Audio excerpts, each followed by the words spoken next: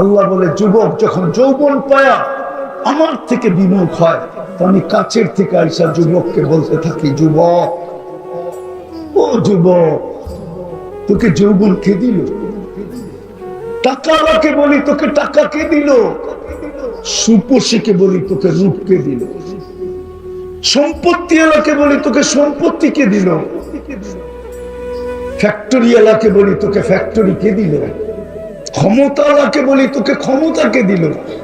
কুরআনও তো বলে হাল আতা আলাল ইনসানি হিনুম মিনাদ দাহর লাম ইয়াকুন শাইআন মাযকুরা।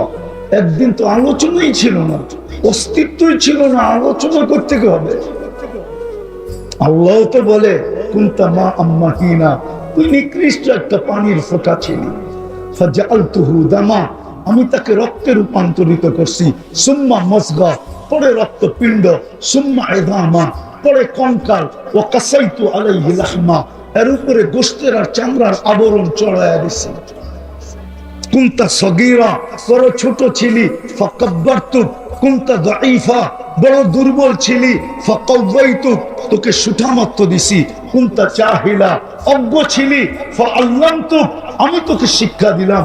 কুনতা মিসকিনা ফাআগনাইতু, তুই বড় নিশ্চয় ছিলি, আখের তোকে স্বয়ং সম্পূর্ণ করলাম। ফাইলাইন, কোথায় চললি? চললি কোথায়? ও যুবক, ভাবো না তোমাকে যৌবন কে দিল? নারী ভাবুক না নারীত্ব কে দিল? পুরুষ ভাবুক না পুরুষত্ব কে দিল? মানুষ হিসাবে কে নির্বাচিত করল? মুসলমানের ঘরে কে অস্তিত্ব দিল? উম্মতে মুহাম্মাদি কে বানাইল? একটা দিয়া বুঝাইতে চাই, আদম আলাইহিস সালাম বলতেছিলেন ফুজ্জিলা উম্মতে মুহাম্মদ আলাইয়া বিআরবাঈন, চার জিনিস দ্বারা আমার উপরে উম্মতে মুহাম্মাদিকে ফজিলত দিয়েছেন। আমি একটা শোনাবো, একটা বুঝানোর জন্য। আদম আলাইহিস সালাম বলতেছিলেন একটা ভুল করতে দেরি আমাকে জান্নাত থেকে বাইর করতে দেরি করে নাই। একটা কি ভুল না গুনাহ? ভুল। একটা ভুল করতে দেরি আমাকে জান্নাত থেকে ভুল করতে দেরি করেন না। দেরি করছেন নাকি? হ্যাঁ, সত্য তো, ভুল বলতেছি না তো। কিন্তু উম্মতে মুহাম্মদী সারা দিন গুনাহ করবে। কি করবে? কি? সারা দিন গুনাহ করবে। রাত্রে নিচে ডাইকা ডাইকা আইনা মাফ করে জান্নাত হাতে উঠে দিয়ে দিবে। আল্লাহ, মনে হয় বুঝাইতে পারি না। রাত্রে নিজে ডাইকা ডাইকা আনবে, হাল মিন মুস্তাগফির, ডাইকা ডাইকা আনবে, আর আইনা মাপ করে জান্নাত হাতে উঠে দিয়ে দিবে। ওই উম্মত আপনাকে কে বানাইলো? হ্যাঁ, আজকে তো একবার ডেলি দুরূদ পড়ে না। আপনি এক রাত্র 83 বছর কার কারণে পাইলেন? এক রাত্র যে 83 বছর, এটা কার কারণে পাইলেন? কার সুবাদে পাইলেন? বলেন। মুহাম্মাদুর, পুরাটা বলেন, মুহাম্মাদুর 120 নেকি পাবেন, 120 নেকি ওনার কারণে পাইছেন। আপনি যে বাছাইকৃত হইলেন কার কারণে? আপনি বাছাইকৃত বুঝেন? কিছু লোক আছে এখনো সারা বাজার ঘুরা তারপরে একটা কিনে। সারা বাজার, আপনিও তো বাছাইকৃত। সমগ্র মানুষের ভিতর থেকে, আমি আমারটা বলি আপনাদেরটা বাদ, সমগ্র মানব জাতির ভিতর থেকে আমি যখন কুদরতি হাতে উঠছি, তো আল্লাহ বলছে তোরে উম্মতে মুহাম্মদী বানাবো। এরকম প্রত্যেকেই তো বাছাইকৃত। কার কারণে? হায় হায়, যে রাসূল আরশে যায় উম্মতকে ভুলল না। গাজীপুরের উলামা আমাদেরকে পায়ে হাত রাখি বলুক, কোন উম্মত 1500 বছর পর্যন্ত বেঁচে ছিল, অস্তিত্বে ছিল কিনা বলুক। কোন উম্মতকে 15 বছর পর্যন্ত আল্লাহ সুযোগ, 1500 বছর পর্যন্ত সুযোগ দিছিলেন কিনা বলো, একজন বলো। 1500 বছর। আজকে হিজরি হলো 46, 1446, যোগ করেন আরো 13 বছর, কত হলো? আরে বলেন না, কত কত? 59। আরো যোগ করেন 40 বছর 6 মাস 10 দিন, কত হলো? 1500 কিছু বছর হয়ে গেছে, ঠিক না? নবীজি দুনিয়াতে যেদিন পা রাখছেন ওই দিন থেকে 1500 বছর হয়ে গেছে। কোন উম্মতকে সুযোগ দিছে কিনা? কোন উম্মতকে? আজ তো সুযোগই দিয়ে যাইতেছে, কিচ্ছু বলে না, শুধু চুপচাপ তাকায় তাকায় দেখে। মা বেরুন কাইফা তা'মালুন, শুধু তাকায় তাকায় দেখতেছেন আর বলতেছেন ফান্তাযিরু ইন্নী মাকুম মিনাল মুনতাযিরিন, অপেক্ষা করো, আমি অপেক্ষা করতেছি। সীমা রেখায় পা দিতে দেরি, ছুমাইরা উঠায় নিতে দেরি করে, তোমাকে উঠায় নিয়ে যাব, তারপরে প্রশ্ন উত্তর হবে, কিন্তু সমূলে ধ্বংস করব না। কেননা বন্ধুর সাথে আমার অঙ্গীকার, বন্ধুর উম্মতকে আমি সমূলে ধ্বংস করব, সমূলে ধ্বংস করব না, বন্ধুর সাথে অঙ্গীকার। আর এটাও বলছি, বন্ধুর মধ্যখানে থাকবে, আমি কি করে ধ্বংস করব? একমাত্র আমাদের নবীজি কোন মতানৈক্য ছাড়া মদিনা মুনাব্বারায় শুয়ে আছেন, কোন মতানৈক্য, এবং হায়াতুন নবী, কবরে জীবিত, সব নবীরই জীবিত, কিন্তু আমাদের নবীজির হায়াতুন নবী অন্যরকম। সামনে দাঁড়াইলে দেখে, সালাম দিলেন উত্তর না, আবার জবাবও দেন। ওই রসূল আমাদের মাঝে আছে, কিন্তু উম্মত দুরূদ পড়ে না ডেলি 10 বার। রাগ হয়ে যাবেন, বলবো আপনারা করবেন খতমে নবুয়তের তাহাফুজ এই চেহারা দিয়া, পায়ে হাত রাখি, রাগ হয়ে যান না, রাগ হয়ে যান না। আপনাকে আমি প্রমাণ দিতেছি, প্রমাণ। আজ থেকে অনেক দিন আগে, 2000 দশকে হবে, আমি 3 জেলার কাদিয়ানির সভাপতিকে নিয়ে আসছিলাম 3 চিল্লার জন্য। জায়গার নাম বলবো না, পুরো নাম বলবো না, কাকরাইলে গেলে সত্যায়িত করতে পারবেন। 3 জেলার কাদিয়ানির সভাপতিকে, আমিরকে আমি 3 চিল্লার জন্য উঠে নিয়ে আসছিলাম। সারা রাত্র পাশের ছিটে ছিল, আর সারা রাত্র কাঁদতে ছিল, আর বলতে ছিল মুফতি সাহেব, আমার জানা ছিল না আমার নবীর এত বড় মর্যাদা, আমার জানা ছিল না আমার নবীর এত বড় শান, আমার জানা ছিল না আমি নবীর এতটুকু প্রয়োজন রাখি।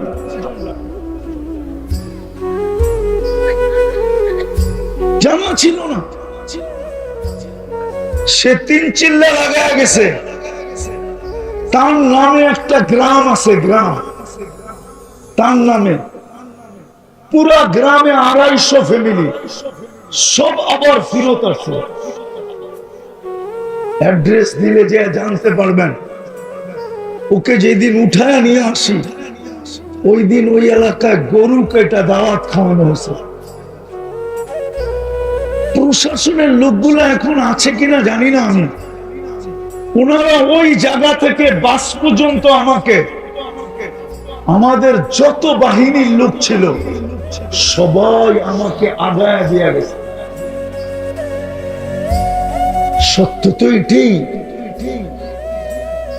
নবীর শান্ত জানে না আমার সমাজ, প্রয়োজনীয়তা জানে না যুবক, যদি ওরা নবীর প্রয়োজনীয়তা জানতো, আমার বিশ্বাস ওরা কোনদিন 50 টাকার চুল 400 টাকা 500 600 1000 টাকা দিয়ে কাটতো না, বরং নবীর আদর্শে চুল কাটতো। আর ভাবতো এটা তো কাটাইতাম 700 দিয়া, কাটাইলাম আমি 50 দিয়া, 650 টাকা দিয়ে মিষ্টি কিনতো আর বন্ধুদের ভিতরে মিষ্টি বিতরণ করত। বন্ধুরা যদি বলতো তুই চুল কেটে কেন মিষ্টি বিতরণ করিস, তো বলতো এই খুশিতে করতেছি যে মুহাম্মদুর রাসূলুল্লাহর আদর্শে আমি চুল কাটছি, প্রত্যেকটা চুলের বদলায় আমি সওয়াব পাবো। আর কাল কিয়ামতের মাঠে যখন দেখা হবে তো আমি সর্ব আগে হাত পাতবো। নবীজি যদি বলে তুই হাত পাতিস কেন, তো হাসি দিয়া বলবো পাকবো না। তো পাকবো না কেন? জীবন বলতো আপনার আদর্শে চুল কাটছি, হাউজে কাউসার পান করায়া দিয়েছেন, পিপাসা দূর হয়ে গেছে, এটা তো সত্য। কিন্তু আমাকে চুল কাটার বিনিময়ে কি দিবেন? দেন না। তাহলে আমার যুবক তো চুল কাটতো নবীর আদর্শে, এত পোশাক পরতো নবীর আদর্শের, মা বোনরা সাজগোজ করতো। রাগ হয় না, আমার মনের ব্যথা বলতেছি। আজ পর্যন্ত চিৎকার দিতেছি বটে, বাংলাদেশে কোন হুজুরের বড় চিঠি পাই নাই যে হুজুর আপনি এত চিৎকার দিতেছেন, আমার বাসর রাতের শ্বাসটা ফাতেমার মতো ছিল। আজ পর্যন্ত আমি প্রমাণ পাই না। কারো বাসর ঘরের সাজই তো ফাতেমার মতো ছিল না। ফাতেমা কি বাসর ঘরের সাজে নাই? আরে ফাতেমা রাদিয়াল্লাহু তাআলা নাকি সাজে নাই? উলামা বলুক না সাজে নাই? না, হুজুররা হাসে, কিছুই বলে না। সাজছিলেন না? সাজছিলেন না? হ্যাঁ, কিতাবে নাই। তাহলে আমার সমাজের কোন মেয়ে তো বাসর রাতে ফাতেমার মতো সাজে না। আপনি বলবেন সাজলে কি হইতো? কিয়ামতের দিন যখন আল্লাহ ফাতেমা রাদিয়াল্লাহু তাআলা আনহার হাতে জান্ডা দিবেন আর বলবেন তোর মেয়েদেরকে ডাইকা নে, তাহলে আমার দেশের মেয়েটাও তো যে পাশে দাঁড়াইতে পারত।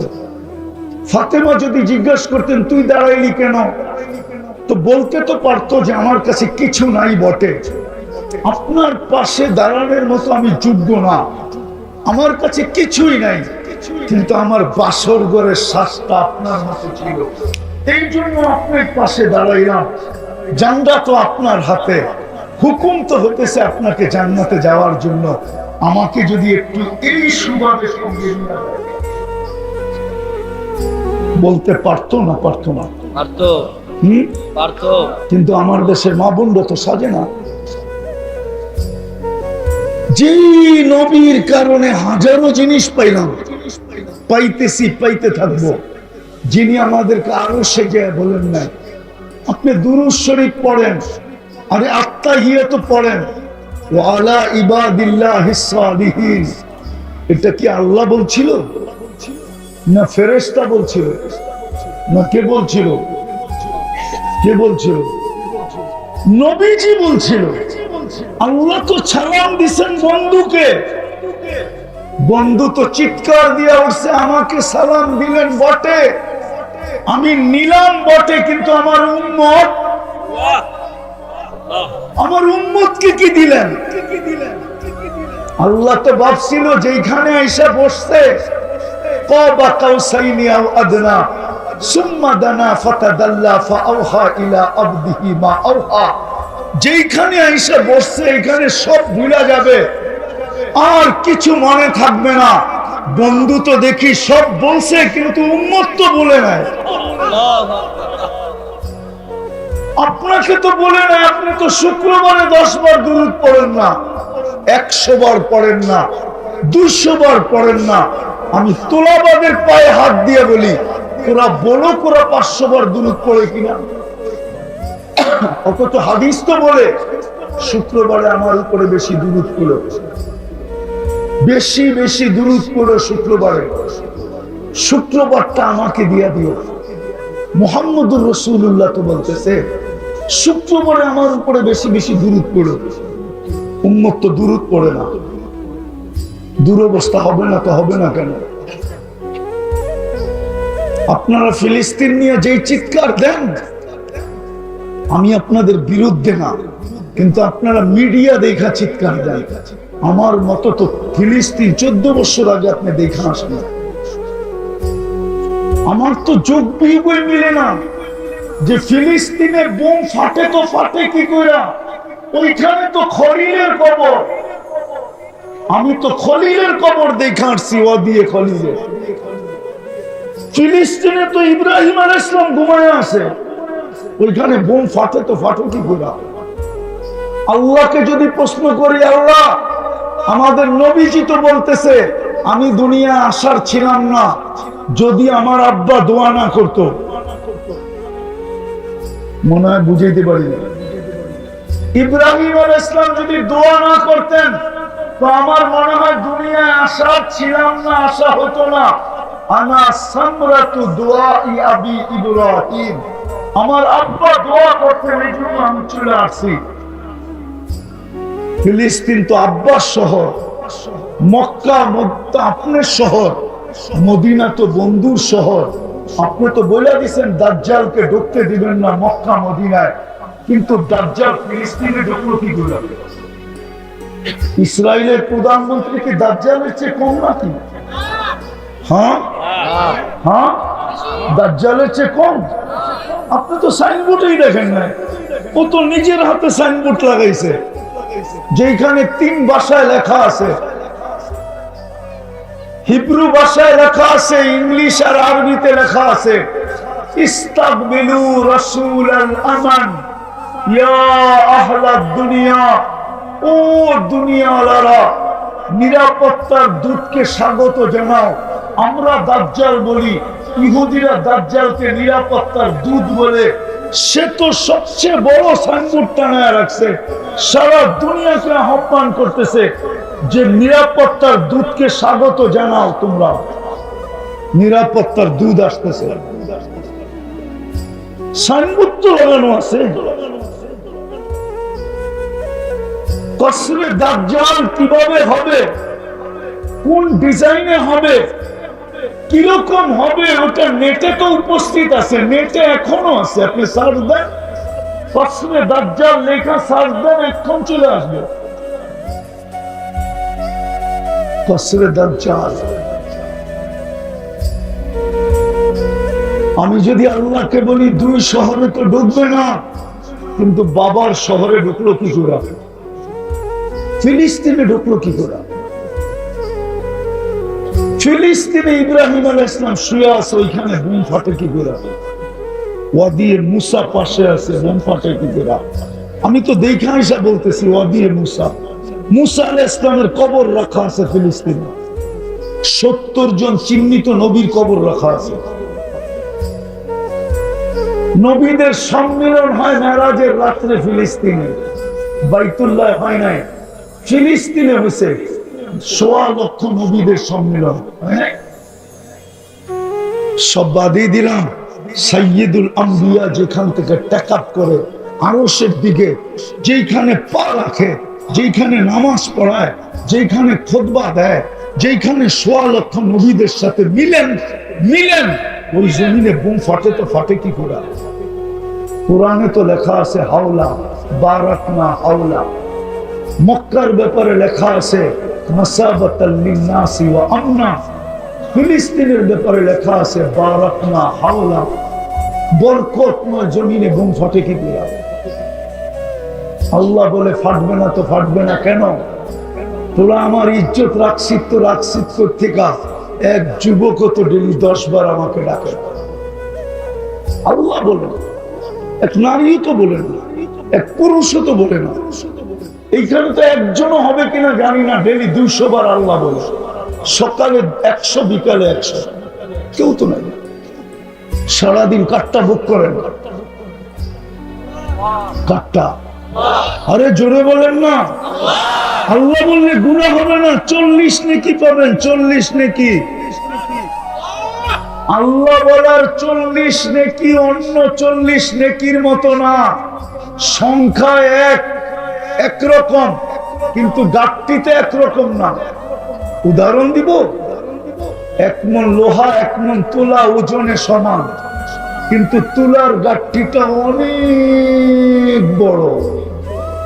আল্লাহ বলা 40 নেকির গাঠটিটাও অনেক বড়। কেননা আল্লাহ কার নাম?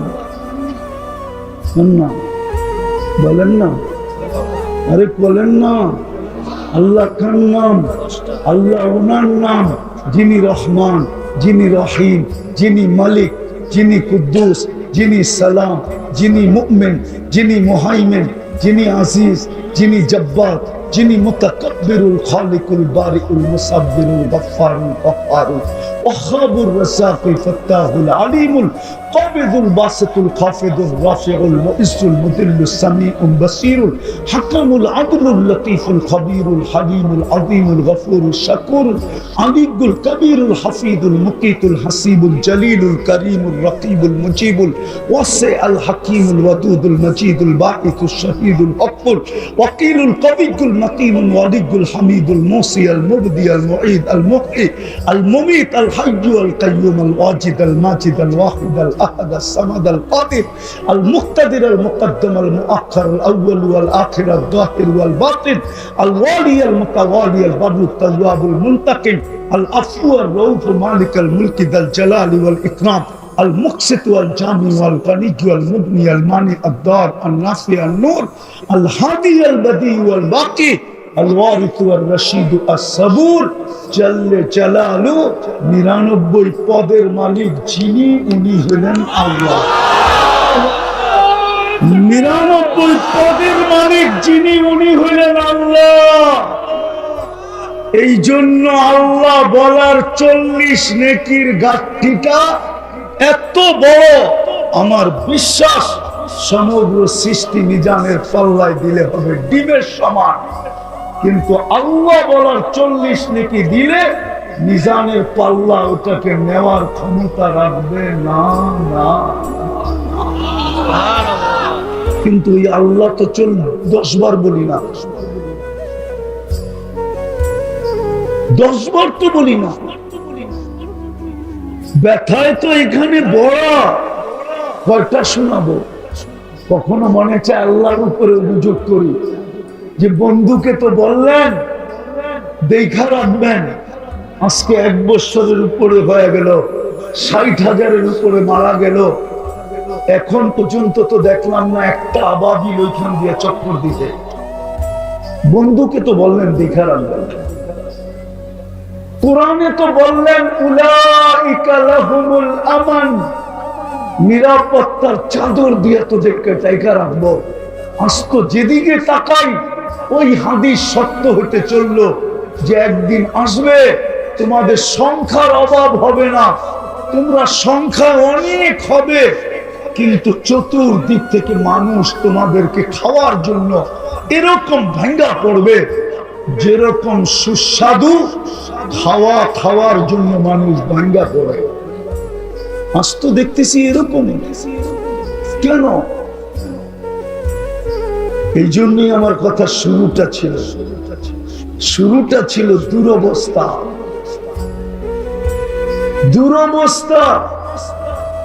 আজকে আমাদের দুরবস্থা চোখে দেখতেছি, দুরবস্থা। আর হবে না কেন? আল্লাহর হুকুম তো মানে না, ওয়াজ তো ওয়াজ হয় না, হট্টগোল হয়। যদি মনোযোগ দিয়ে শুনতো আর পরিবেশটা যদি নির্জুম হইতো তাহলে তো 2টা পুরস্কারের ওয়াদা ছিল। প্রথম গুনাহ মাফ, ইরজিউ মাগফুরান লাকুম, যাও গুনাহ মাফ। দ্বিতীয় পুরস্কার তো ছিল গুনার জায়গা যেটা খালি হলো, নেকি করো আর না করো আমাদের পক্ষ থেকে নেকি দিয়া ভরা দিব। বুদ্দিলা সাইয়্যাতিকুম হাসানা। কিন্তু ওয়াজ তো ওয়াজ হয় না, শুধু হট্টগোল। মনোযোগ দিয়ে তো শুনি না, আল্লাহর হুকুম তো এখন মানতেছি না, আল্লাহরও ধারদারি না, নবীরও ধারদারি না। তো আমাদের উপরে আপনি দেখেন, বলো হুজুরদের বিবেকের কাছে আমার বিচার, হুজুরদের বিবেকের কাছে আমার বিচার। হ্যাঁ, বিবেকের কাছে বিচার। পোশাকের শো হবে, পোশাকের শো, ঠিক না? কি পোশাকের শো বোঝেন? পোশাক কোম্পানির শো হবে, শো মানে বোঝেন না, মেলা হবে, মেলা।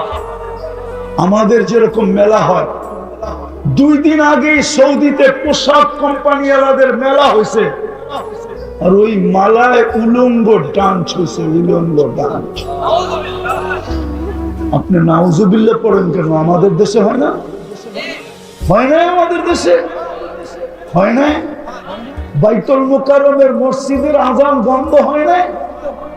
স্টেডিয়ামে ডান্স আর নাচের কারণে হয় না? হয় না?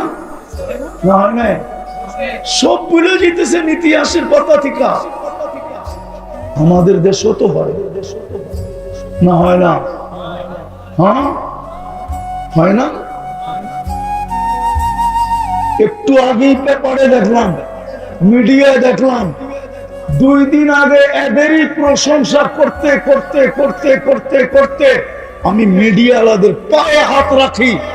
2 দিন আগেই তো দেখলাম এই স্টারদের প্রশংসা করতে করতে করতে আপনারা তেল মারতে মারতে তেলের দাম বাড়ায় দিলেন।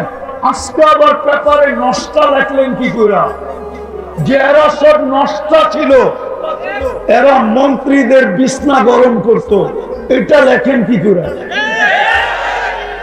2 দিন আগেই তো দেখলাম এদের প্রশংসা করতে করতে তেল মারতে মারতে তেলের দাম বাড়ায় দিলেন।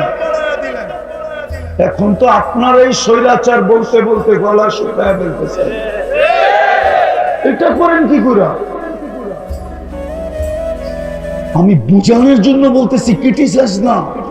আজকে আল্লাহ আমাদের উপরে নারাজ। মাইনা নেন আমার কথা, এটা উম্মত।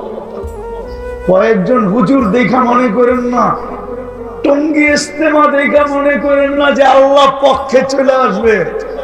এটা উম্মত, উম্মত, উম্মত, একটা দল না। এটা উম্মত, উম্মত মনে করেন, উম্মত। উম্মত বোঝেন না আপনি? চোখের পানি ঝরানো উম্মত এটা।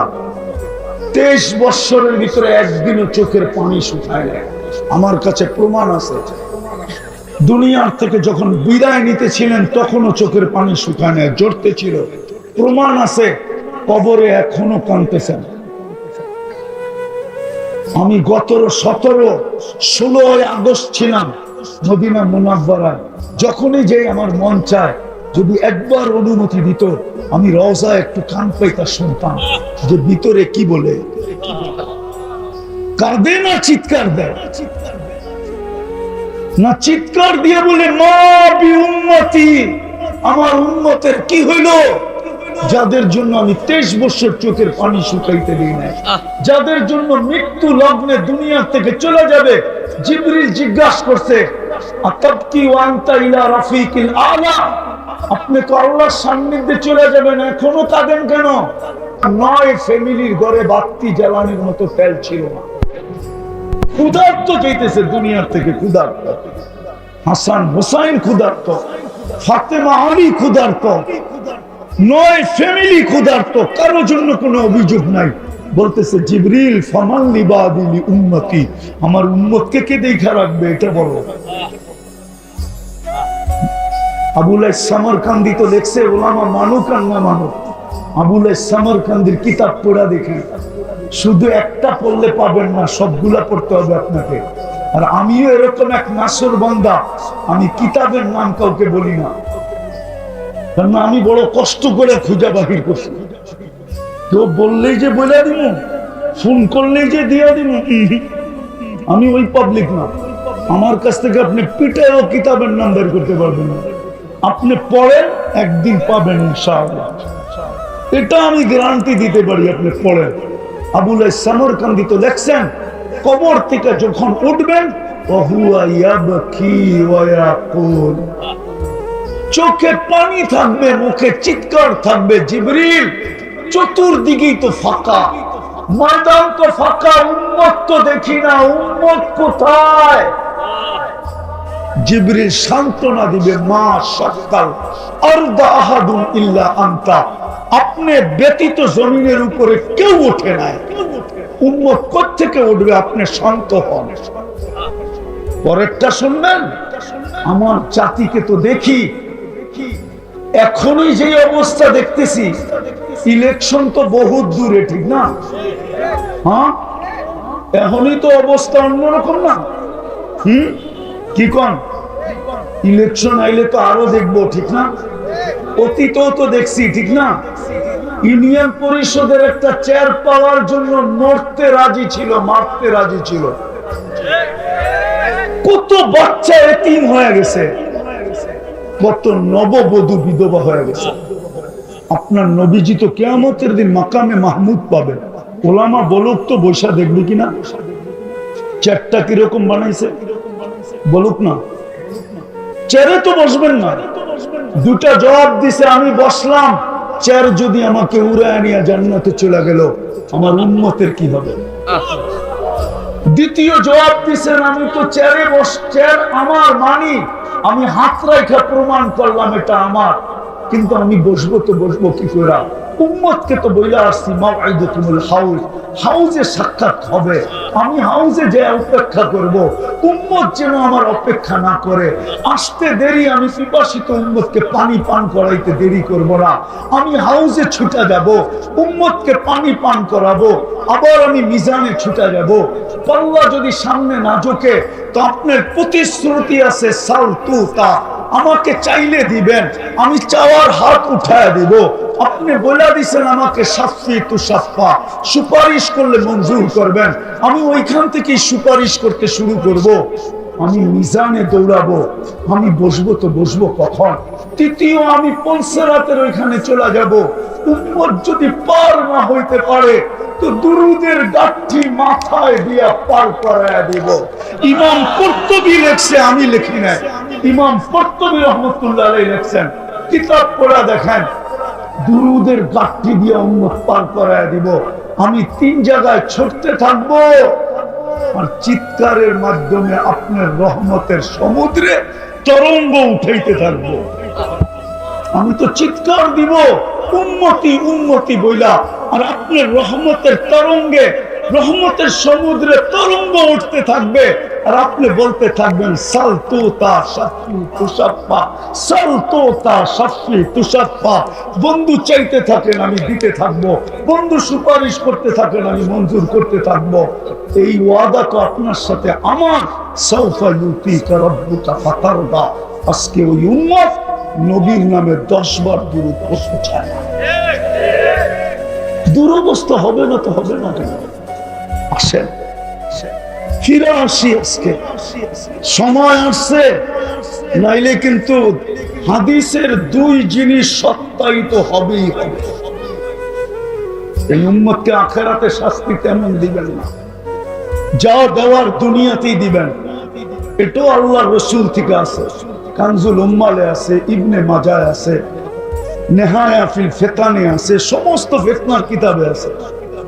এই উম্মতকে শাস্তি বেশিরভাগ দুনিয়াতে দিবেন, কেননা বন্ধুকে লজ্জিত হইতে দিবেন না কিয়ামতের দিন। এটাই অঙ্গীকার, লা ইউখজিকা ফি উম্মতি। তো বলছে শাস্তি কিভাবে দিবে? বলছে অনার্থক হত্যা হবে, হত্যা। আজকে অনার্থক হত্যা হইতেছে ফিলিস্তিনে, কারণহীন হত্যা, কোন কারণ নাই, যে মারছে ও জানে। নাইলে বলেন 1 কাপ চায়ের জন্য গুলি, চায়ের দাম কত? যুবকরা আমারে বলুক না বিচির দাম কত? আপনারা বিচি বুঝবেন না, যারা বিচি বোঝার ওরা বুঝছে বিচি কারে কয়। মনে হয় বোঝেন নাই বিচি। আরে বুঝছে বুঝছে বুঝছে, যারা বুঝার ওরা বুঝে ফেলছে বিচির দাম কত, চায়ের দাম কত। 1 কাপ চার জন্য গুলি, 500 টাকার জন্য মাকে হত্যা। যদিও এটা ভুল প্রমাণিত হয়েছে, কিন্তু হযরতপুরেরটা ভুল ছিল না। 5-7 বছর আগে ঈদের দিন সকালে বাপের কাছে 500 টাকা চাইছে, দেয় নাই, গুলি করে দিছে। হযরতপুরে যে জিজ্ঞেস করে আছে বেশি দূরে না। ওই উম্মত এই জন্য আসেন আজকে তওবা করি, তওবা লিউযীকাহুম বাদাল্লাযী আমিলু লাআল্লাহুম ইয়ারজিউন।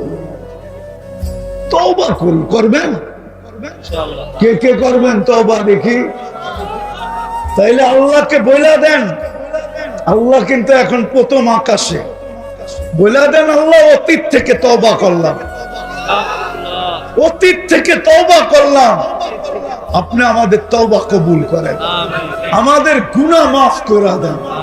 নামাজ একটা ক্ষেত্রে যদি আজকে উম্মত 100 এক বিষয়ে যদি 100-তে 100, একটা বিষয়, আর কিচ্ছু লাগবে না, দুনিয়ার চাক্কা ঘুরে দিতে কিচ্ছু লাগবে না। মুসলমান যদি একটা বিষয় 100-তে 100, শুধু 5 ওয়াক্ত নামাজ যদি মুসলমান আজকেও 100-তে 100 পড়ে, 100% মুসলমান নামাজ পড়ে, আর কিচ্ছু লাগবে না, কসম খোদা। নাইলে আপনি বলেন 5 বার কে ডাকে? আল্লাহ। 99 পদের মালিক আল্লাহ ডাকে ডেলি 5 বার। 84 আজকে সময় আসছে, নাইলে কিন্তু হাদিসের 2 জিনিস সত্যায়িত হবেই হবে। এই উম্মতকে আখিরাতে শাস্তি তেমন দিবেন না, যা দেওয়ার দুনিয়াতেই দিবেন। এটাও আল্লাহ রসুল থেকে আছে, কানজুল উম্মালে আছে, ইবনে মাজায় আছে, নেহায়া ফিল ফিতানে আছে, সমস্ত ফিতনার কিতাবে আছে। এই উম্মতকে শাস্তি বেশিরভাগ দুনিয়াতে দিবেন, কেননা বন্ধুকে লজ্জিত হইতে দিবেন না কিয়ামতের দিন। এটাই অঙ্গীকার, লা ইউখজিকা ফি উম্মতিক। তো বলছে শাস্তি কিভাবে দিবে?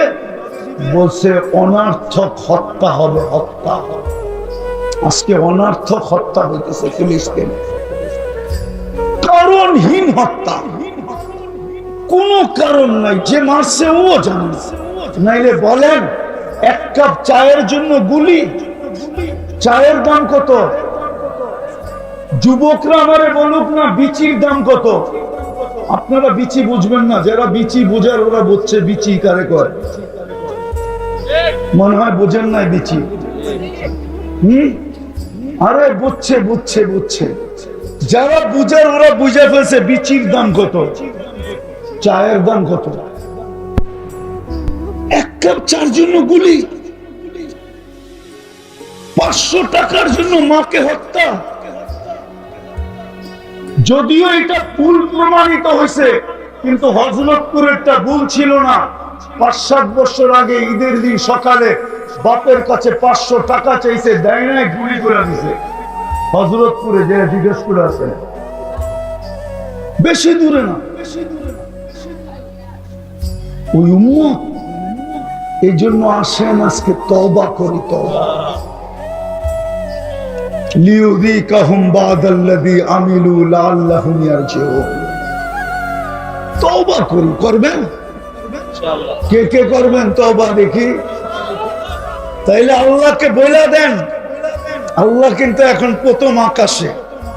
বলে দেন, আল্লাহ অতীত থেকে তওবা করলাম, অতীত থেকে তওবা করলাম, আপনি আমাদের তওবা কবুল করেন, আমাদের গুনাহ মাফ করে দেন। নামাজ একটা ক্ষেত্রে যদি আজকে উম্মত 100-এ এক বিষয়ে যদি 100-তে 100, একটা বিষয়, আর কিচ্ছু লাগবে না, দুনিয়ার চাক্কা ঘুরে দিতে কিচ্ছু লাগবে না। মুসলমান যদি একটা বিষয় 100-তে 100, শুধু 5 ওয়াক্ত নামাজ যদি মুসলমান আজকেও 100-তে 100 পড়ে, 100% মুসলমান নামাজ পড়ে, আর কিচ্ছু লাগবে না, কসম খোদা। নাইলে আপনি বলেন 5 বার কে ডাকে? আল্লাহ। 99 পদের মালিক আল্লাহ ডাকে ডেলি 5 বার। যে মুসলমানের এই দুরবস্থা কেন? 200 কোটির উপরে দুনিয়াতে মুসলমান, ভালো মতে কিন্তু দুনিয়ার 70% সম্পদ মুসলমানের কাছে। আপনি একটা একটা নোট করেন আর বাড়িতে যায়া নেটের মাধ্যমে সত্যায়িত করেন। দুনিয়ার 70% ধন সম্পদ মুসলমানের কাছে। বলেন তো বিদেশি সুইস ব্যাংক কার্ডের টাকা দিয়ে ভরা, বলেন। আমরা দেখতেছি না পেপার পত্রিকায় 1200, 1400, 1000 কোটি কোথায় গেছে? কি আপনাকে বাড়িতে? আমাদের বাংলাদেশ ব্যাংকে কোথায়? সব সুইস ব্যাংকে চলে গেছে, বিদেশের ব্যাংকে, ঠিক না? সত্য তো। 70% সম্পদ মুসলমানের কাছে। এই গাজীপুরে ব্যবহৃত কাপড় প্রত্যেকের বাড়িতে আলমারিতে যতগুলো আছে, আমি চ্যালেঞ্জ দিয়া বলবো ইউরোপের কোন দেশেও ব্যবহৃত কাপড় এতগুলা আলমারিতে নাই, শুধু গাজীপুরে যতগুলো আছে। মনে হয় বিশ্বাস করেন না, ঠিক না? এই গাজীপুরের প্রত্যেকের বাড়িতে ব্যবহৃত কাপড় আলমারিতে যতগুলো আছে, ইউরোপের একটা দেশে এতগুলা ব্যবহৃত কাপড় কারো আলমারিতে নাই, পুরো দেশের ভিতরে নাই। আমার মনে হয় বিশ্বাস হয় না।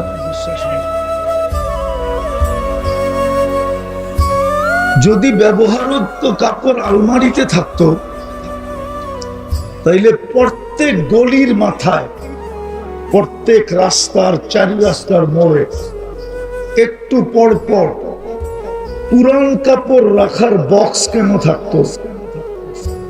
জিজ্ঞাসা করেন ইউরোপে যারা গেছে, আমেরিকাতে যারা গেছে, কানাডায় যারা গেছে, অস্ট্রেলিয়া যারা গেছে, জাপানে যারা গেছে, জিজ্ঞাসা করেন। নাহলে আপনি নেটে সার্চ দেন, রাস্তার একটু পর পরই পুরান কাপড় রাখার বক্স রাখা আছে, বক্স।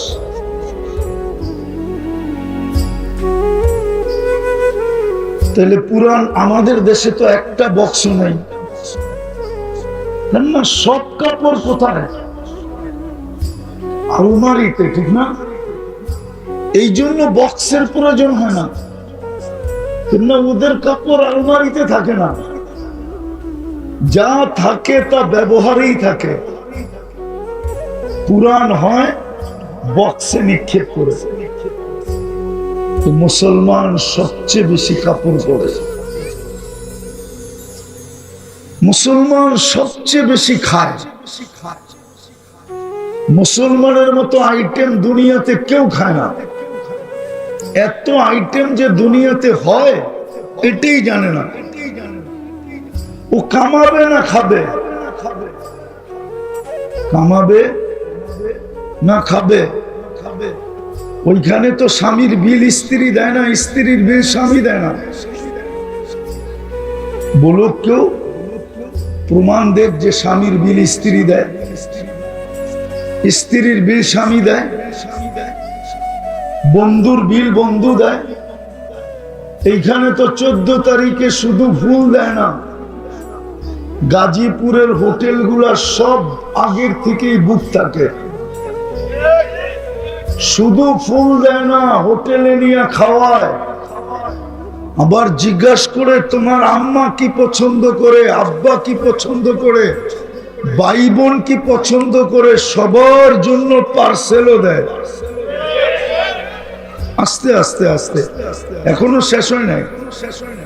পারে না শুধু কলিজাটা বাইর করে বুনা করে দিয়ে দিতে, তারপরও যেন একটু লেখা দেয় I.U, শুধু এতটুক লেখানোর জন্য। মনে হয় বোঝেন না। I.U এতটুক লেখানোর জন্য ফুল দেয়, খাওয়ায়, সবার পছন্দ মতো পার্সেল দেয়। জিজ্ঞেস করেন যুবকদেরকে যায় কি দেয় না?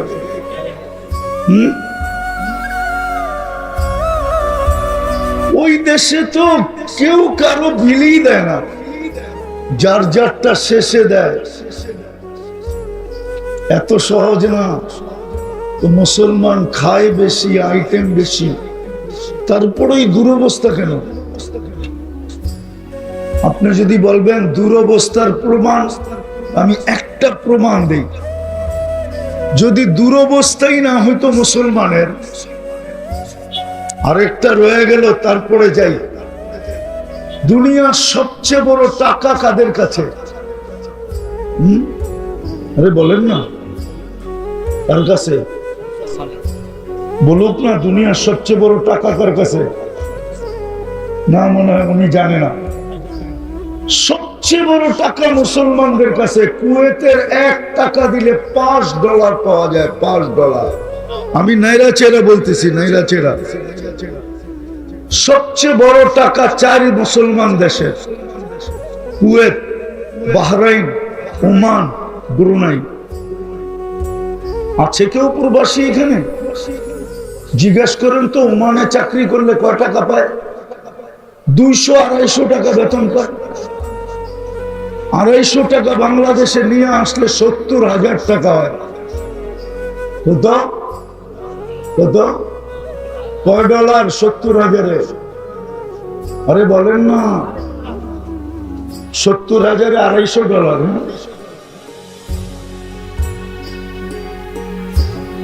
চুলের স্টাইল তো ওদের মতো, এই জন্য এরকম বলে। কেননা চুল তো কাটে নেটে দেখা, চুল কাটে কিসে দেখা? তো যেটা বুঝাইতে চাইতেছিলাম, সবচেয়ে বড় টাকা মুসলমানের কাছে। তারপরে এই দুর্দশা কেন? গত অক্টোবর থেকে আজকের অক্টোবর, নভেম্বর, দুইটা জাতিসংঘের সারা দুনিয়ার প্রধান রাষ্ট্রপ্রধানদেরকে নিয়ে দুইটা সম্মেলন হলো। তার ভিতরে 60টা মুসলমান দেশও ছিল, 60টা মুসলমান দেশ। তার ভিতরে দুনিয়ার সবচেয়ে বড় টাকাওয়ালা 4টা দেশও ছিল। 200 কোটি মুসলমান হওয়া সত্ত্বেও সবচেয়ে বেশি খায়, সবচেয়ে বেশি পড়ে, সবচেয়ে বেশি ব্র্যান্ড ব্যবহার করে। দুনিয়াতে মুসলমানের চেয়ে দামি কাপড় চোপড় কেউ পরে না। আমার সুশীল সমাজ আমাকে বুঝাইলে হবে না।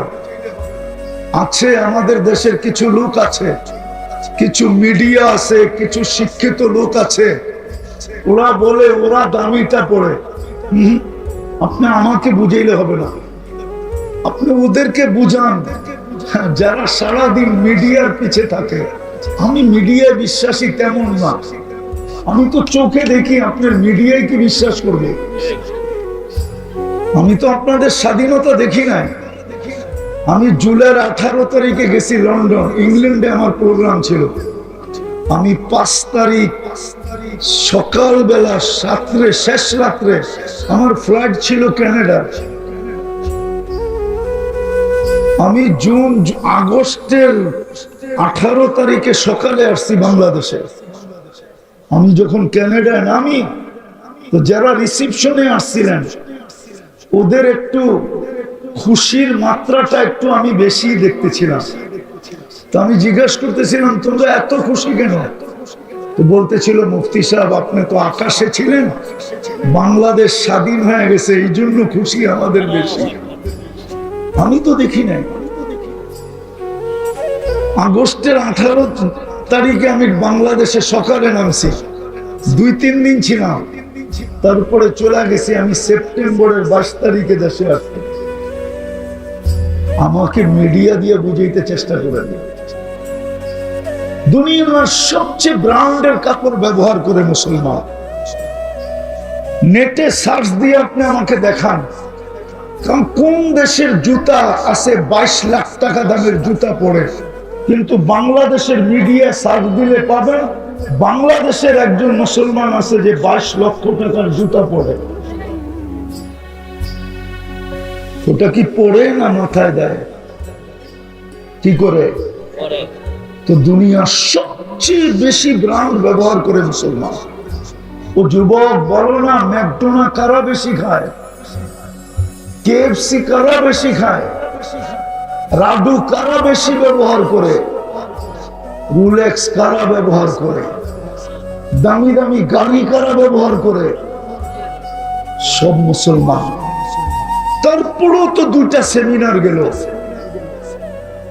বাৎসরিক, ইসরায়েলের বিরুদ্ধে ছোট একটা প্রতিবাদ, ছোট একটা নিন্দা প্রস্তাব পাশ করতে পারে না। কারণ কি? এটাই তো বুঝাইতে চাইতেছিলাম, এত দুরবস্থা কেন,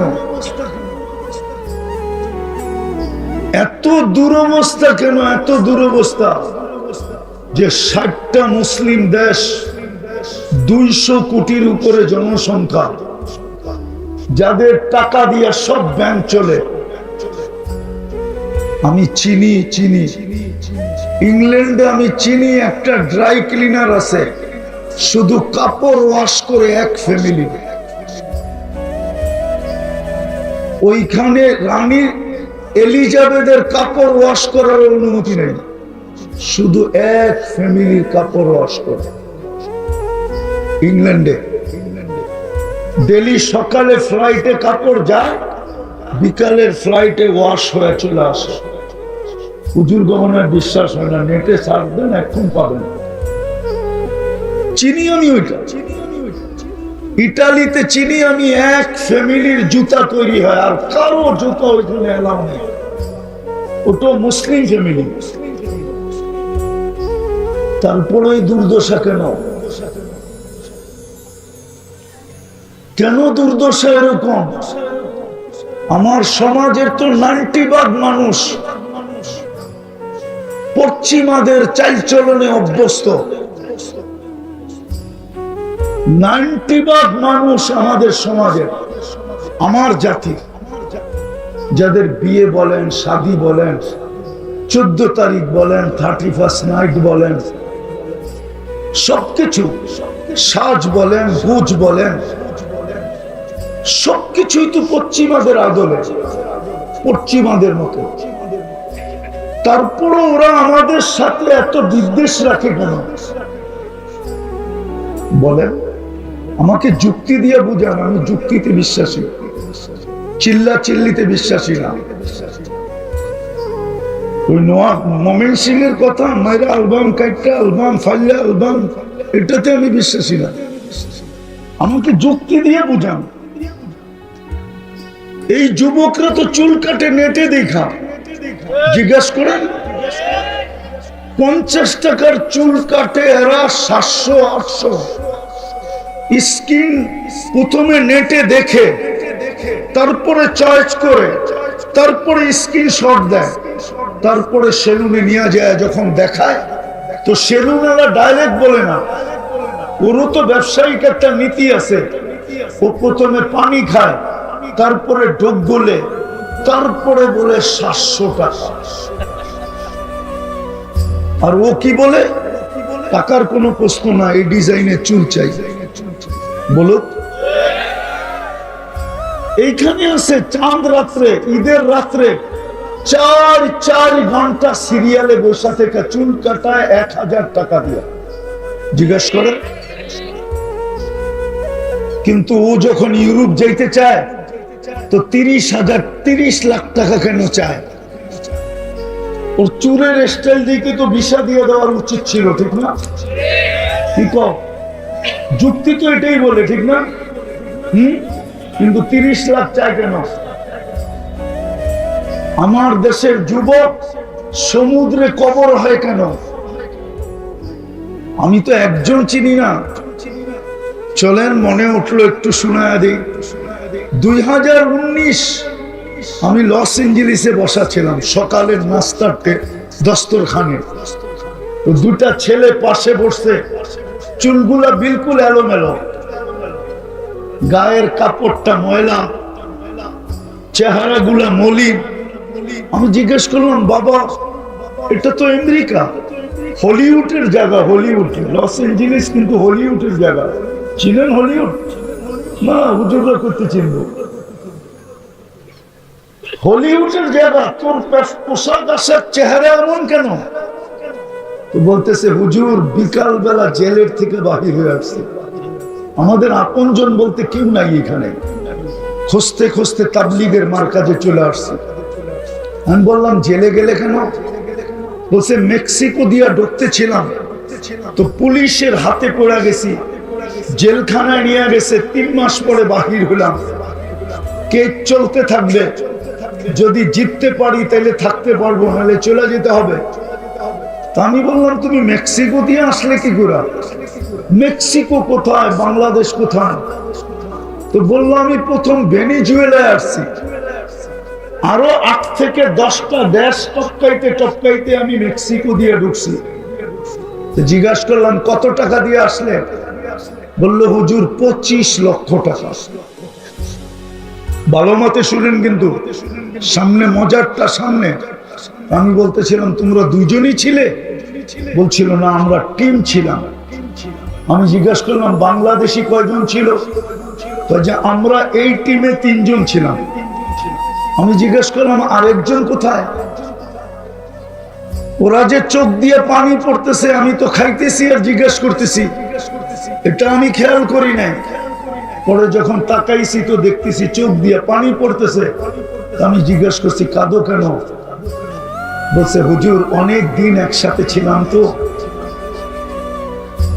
ও মেক্সিকোর জঙ্গলে হারায় গেছে, জানি না ওর পরিণতি কি করছে। আজকে চুল ওদের স্টাইলে কাটে, কাপড় চোপড় ওদের স্টাইলে পরে, 14 তারিখ ওদের থেকে রমরমা অবস্থায় উদযাপন করে। আমি তো 14 তারিখ আমেরিকাতেও দেখছি, বাংলাদেশের মতো তো এরকম মাতাল হওয়া দেখি না। না যুবতীরা মাতাল, না যুবক মাতাল। ওইখানে তো একজনে আরেকজনের সাথে দেখা হইলে হয়তো গালে গাল লাগাইলো আর এতটুক বলে দিল ইউ আর মাই হানি, তুই আমার মধু, কাহিনী শেষ। এইখানে তো যুবক সারাদিন ফুলও দেয়, একটু আগে বললাম না, হোটেলেও খাওয়ায়, আবার পার্সেলও বাড়িতে পাঠায়। 31st নাইট তো আমি অস্ট্রেলিয়ায় দেখলাম, বাংলাদেশের মতো তো মাতলামি দেখলাম না। জিজ্ঞাসা করেন অস্ট্রেলিয়ায় ফোন করে, শুধু নির্দিষ্ট জায়গা ব্যতীত তো কোথাও দেখলাম না কিছু। বাংলাদেশের তো ঢাকা শহরের প্রত্যেকটা ছাদের উপরে বলেন 31st নাইটে যে আতশবাজি হইতেছিল আমাদের দেশে, জানি না এইবার কতটুকু হবে। যা আতশবাজি হইতেছিল 31st নাইটে, ওই টাকাগুলো যদি জমা হতো তাহলে আমার বিশ্বাস কোনো একটা থানার যদি নাও হতো তাইলে একটা ইউনিয়নের দারিদ্রতা দূর করা সম্ভব ছিল। ছিল না? বলুক সত্য কিনা? হ্যাঁ, এরকম মাতলামি তো আমি অস্ট্রেলিয়া দেখলাম না। তারপরও তোমাদেরকে কেন সমুদ্রের ভিতরে জান দিতে হয়? 30, 40, 50 লাখ টাকা দিয়ে যেতে হয়। তোমাদের চেহারা দেখা ভিসা কেন দেয় না? এটা বুঝে গেল যে দুরবস্থা কেন, এটাই বুঝাইতে দিতেছি। কেন দুরবস্থা? দুরবস্থার কারণ শুধু দুটা। একটু আগেই আমি দেখতেছিলাম আল্লাহর রসুলের নাম নিছি, সামনের 2-1 জন ছাড়া কেউ দুরূদ পড়ে নাই। আর এইখানেও কেউ নাই, কাল বাদে পরশু শুক্রবার, ঠিক না? গত শুক্রবারও চলে গেছে। ওলামাদের পায়ে হাত রাখি আমি, কেউ নাই এখানে, আলেম ওলামা সহ কেউ নাই যে শুক্রবারে 1000 বার দুরূদ পড়ছে।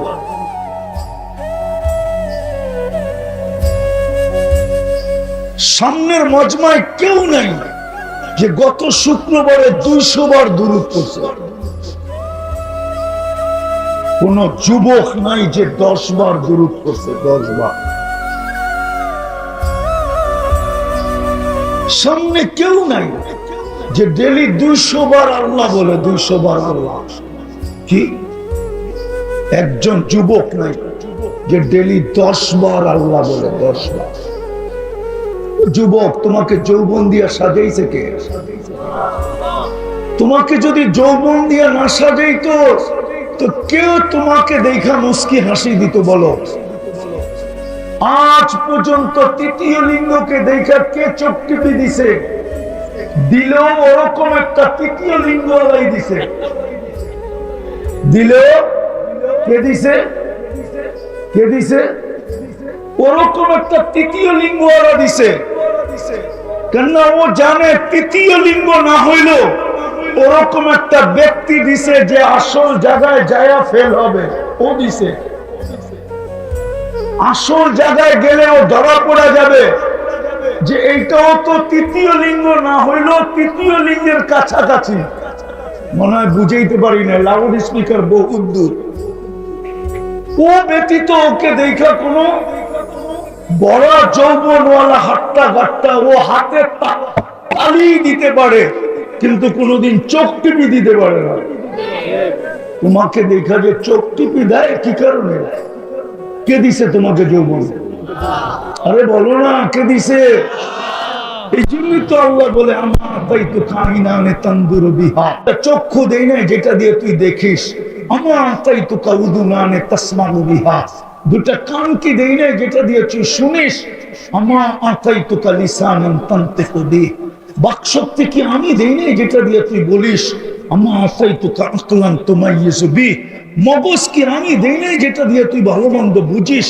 আমার আতাই তো কালবান তাতাফাক্কারু বি, দিল কি আমি দেই না যেটা দিয়ে তুই চিন্তার বোঝা উঠাস।